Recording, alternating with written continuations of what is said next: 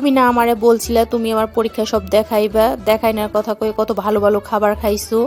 এখন আমার তো দেখাইতেছো না, তুমি তো লিখতেই এসো, শুধু লিখতেই এসো, আমার দেখাবা কখন? আরে দেখাবো দেখাবো, এত অস্থির হয়েছে কেন? আমি নিচে লিখি তারপর তোমাকে দেখাবো। তোমাকে বলছি না আমি দেখাবো, তোমাকে পরে দেখাই। হাত দিয়ে এমন করে ঢাইকে রাখছো, আমি লিখবো কি করে?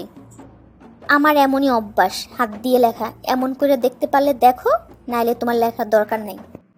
আচ্ছা ঠিক আছে, তুমি আমার যে ভালো ভালো খাবার খাইছো সেই খাবার আমার এখন ফেরত দাও।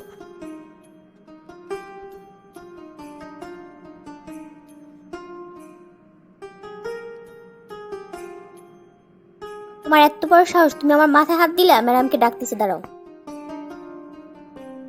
তোমরা পরীক্ষার হলে পরীক্ষা দিতে আসো না মারামারি করতে আসো? তুমি পাপির মাথায় থাপ্পড় দিছো কেন? আর বাসায় বসে কি করো? সারাক্ষণ মোবাইল টিপবা, পড়াশোনা করবা না, তারপর আরেকজনে না দেখালে মারামারি করবা। আচ্ছা ম্যাডাম, আপনি বিচার করুন। ও পরীক্ষার আগে আমার কাছ থেকে সব সুবিধা নিয়েছে, যেমন আপনার ভালো ভালো খাবারগুলো আমি না খাওয়াই ম্যাডাম ওরে খাওয়াইছি। ও আমার বলছিল যে তোর ভালো ভালো খাবারগুলো আমাকে খাওয়া, আমি পরীক্ষায় সব দেখাবো। কিন্তু এখন দোষটা কার? ও না আমার। ও তো আমাকে দেখাই না, উল্টা ওরম হাত দিয়ে ঢেকে রাখে। দোষটা তো ওর। ওর জন্যই তো আমি পড়াশোনা করে নিই। ও আমাকে কেন মিথ্যে আশ্বাস দিল যে ও আমাকে পরীক্ষা দেখাবে? এখন কেন দেখাচ্ছে না ম্যাডাম? আপনি বিচার করুন। এই মেয়ে, পরীক্ষার হলে এসে এসব কি কথা বলছো? আর একজনে দেখাবে এর বসে তুমি পড়াশোনা করনি, এটা তো দোষ তোমার। আমিও জানতাম আপনি ওর দলেই কথা বলবেন। আমি প্রিন্সিপাল স্যারের কাছে যাব। আচ্ছা যাও, স্যারে বলুক কার দোষ। আচ্ছা ম্যাডাম, আপনিই বলুন। আমি না খাইয়া ওরে আমি খাওয়াইছি।